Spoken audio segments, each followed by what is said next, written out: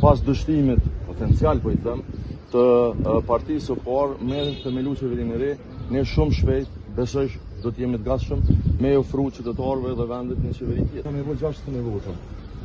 Këtu unë veç shpresoj që do të ketë respektim mas pari të vullnetit qytetar, të votës qytetare, Kushtetutës së Republikës Kosovës, ashtu që të martën partia e parë me propozu kryetarin e kuvendit.